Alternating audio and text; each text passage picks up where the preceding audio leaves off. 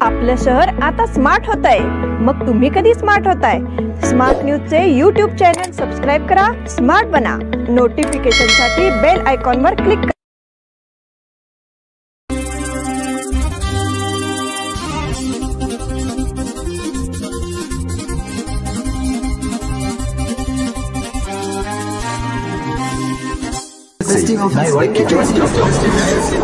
या सगळ्या ऑफर्स मध्ये बेस्ट प्राइस भेटणार याची काय गॅरंटी? सगळेच गायब. म्हणूनच BSE देते लोवेस्ट प्राइस गॅरंटी.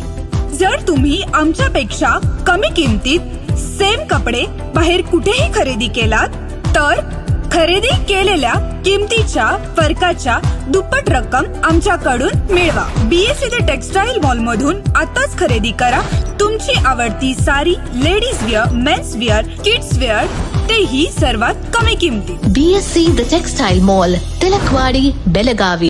नमस्कार, स्मार्ट न्यूजच्या आजच्या बुलेटिन मध्ये आपलं स्वागत.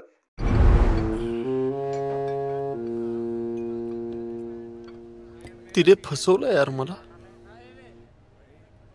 एवढं शिकलो सवरलो काहीच उपयोग नाही. मैं क्या बोलते चोरी करी क्या? अमर, छान होऊ दे इंटरव्ह्यू. कुठली ती आर्किटेक्ट फर्म म्हणालास? Dimple and Dimple associates. हे कधी नाव नाही ऐकलं. Dimple, I love you. आपण काय कमी चीज आहे काय? तेरा नाम क्या है? मोहम्मद अकबर सैयद रविचंद्रनी ऐसा समझ लीजिए. ये हाथ गया. एक नाम पूछो तो 5 नाम बताता है. फुल नेम है, full name. Anthony from Goa, actor, B category के C क्लास लोग. मैं राजकुमार का डायलॉग धर्मेंद्र की आवाज में बोल सकता है. कैसा? न तलवार की धार से न गोलियों के. सर रूम है मेरे पास. आपण तिघांनी जर शेअर केलं तर तिघांचाही प्रश्न सुटू शकतो. म्हणजे सर्व धर्म समभाव. अमर, अकबर, एंथनी. सर्व धर्म सेम भाव में रहेगा हम लोग इधर.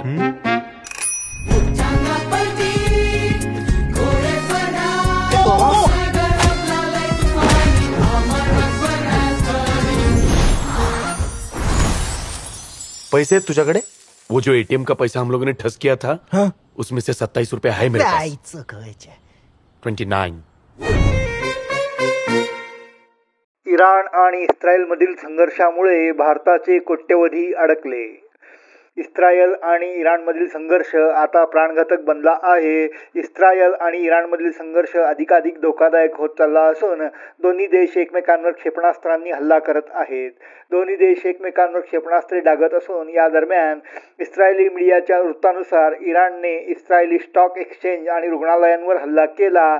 इस्रायल इराण संघर्ष धोक्यामुळे भारताचे $550 दशलक्ष धोक्यात आले आहेत. इस्रायल इराण संघर्षामुळे भारताचे $550 दशलक्ष म्हणजे 4,771 कोटी पणाला लागले आहेत. इराणने इस्रायलवर नवीन हल्ले सुरू केले आहेत, ज्यामध्ये 25हून अधिक क्षेपणास्त्रे डागण्यात आली आहेत. त्याचवेळी इस्रायलकडून पुन्हा एकदा प्रत्युत्तराची अपेक्षा वाढली आहे. या दोन्ही देशांमधील संघर्षामुळे भारताचे $550 दशलक्ष इराणमध्ये धोक्यात आले आहेत. पंढरपुरात बेळगावच्या भाविकाचा चंद्रभागेत बुडून मृत्यू.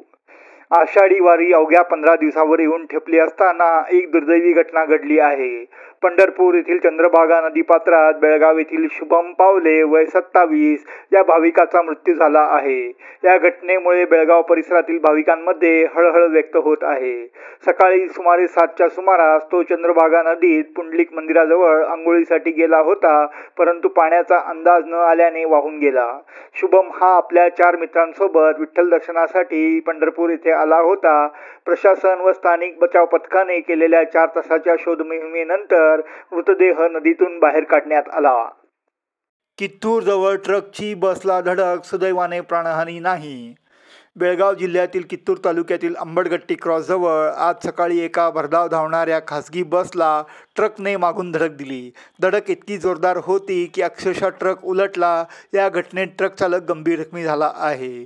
बेळगाव जिल्ह्यातील कित्तूर तालुक्यातील अंबडगट्टी क्रॉसजवळ SS ट्रॅव्हल्स कंपनीची खासगी बस आणि ट्रकमध्ये हा अपघात झाला. बेंगळूरहून बेळगावच्या दिशेने येत असताना बसला ट्रकने पाठीमागून जोरदार धडक दिली. या घटनेमुळे ट्रक चालक गंभीर झाला असून उपचारासाठी स्थानिक रुग्णालयात दाखल करण्यात आले आहे. संत श्रेष्ठ ज्ञानेश्वर महाराजांच्या पालखीचे पंढरीच्या दिशेने प्रस्थान. वरुण राजाच्या सरी झेलत ज्ञानोबा माऊलीचा जयघोष आणि टाळ मृदुंगांच्या गजरात संत श्रेष्ठ ज्ञानेश्वर महाराजांच्या पालखीने गुरुवारी रात्री 11:15च्या सुमारास देऊळवाड्यातून पंढरीच्या दिशेने प्रस्थान ठेवले.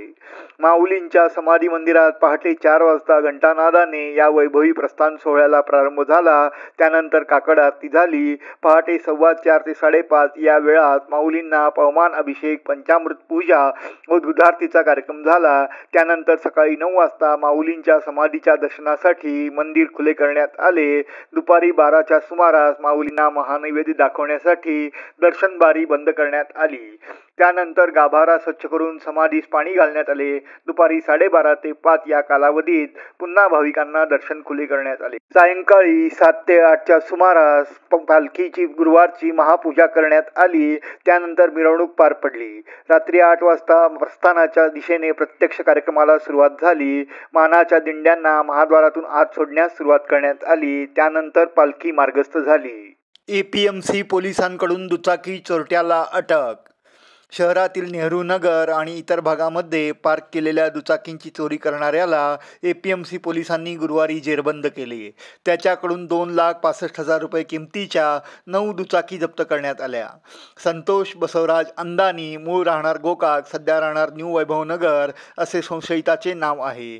पोलिसांनी सांगितले की नेहरू नगर व शहरातील विविध भागात दुचाकी चोरी वाढल्या होत्या. त्यामुळे पोलीस पथकाची स्थापना करून चौकशी करण्यात आली. पथकाकडून अंदानी याच्याकडून जप्त करण्यात आलेल्या दुचाकींची अंदाजे किंमत 2,65,000 रुपये इतकी होते अशी माहिती पोलिसांनी दिली. कॅन्टोन्मेंट बोर्डाच्या जागेचा वापर पार्किंगसाठी होणार. कॅन्टोन्मेंट बोर्डाच्या कार्यालयासमोरील जागेचा वापर पार्किंगसाठी होणार आहे. या जागेसाठी बोर्डाने निवेदन जारी केले आहे. तसेच इच्छुकांनी बोर्डाशी संपर्क साधावा असे आवाहन देखील करण्यात आले आहे. त्यामुळे बोर्डाच्या महसुलात वाढ होण्यास मदत होणार आहे. कॅन्टोन्मेंट बोर्डाच्या हद्दीत विनावापरात असलेल्या जागा आहेत त्यांचा वापर आता बोर्डाकडून केला जाणार आहे. यापूर्वी कॅम्प भागात जागृत नागरिकांनी खुल्या जागांचा वापर केल्यास बोर्डाच्या महसुलात वाढ होईल. याबाबत नागरिकांनी आपले निवेदन कॅन्टोन्मेंट बोर्डाला दिले होते. त्यानंतर हा निर्णय घेण्यात आला आहे. याचबरोबर स्मार्ट न्यूजचे आजचे बातमीपत्र इथे संपले. धन्यवाद.